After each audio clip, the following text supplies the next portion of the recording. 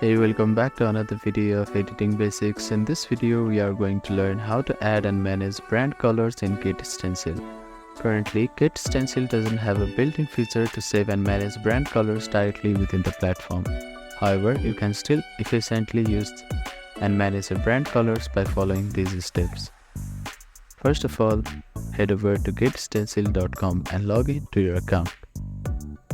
Before you start designing, make sure you know the hex code or RGB values of your brand color. You can use the color picker tool or design software to get these values if you don't already have them. If your brand color is shade blue, the hex code might be hashtag 139OFF. Open the design in GetStencil and select the text, background or any other element you want to change the color of.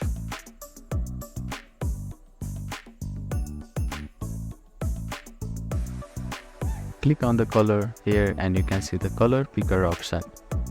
Now move your mouse so that you can find the color and click on it.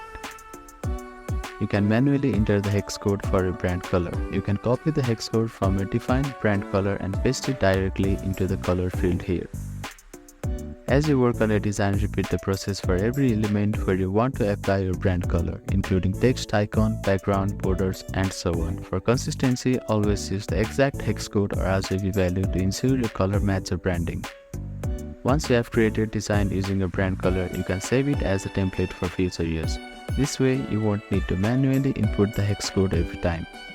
To do this, click on Save button here and click on Save as Template. By manually entering the hex code and saving template, you can effectively manage your brand color in GetStencil. Thank you for watching this video. Please do not forget to like, share and subscribe to our channel and comment down if you have any queries.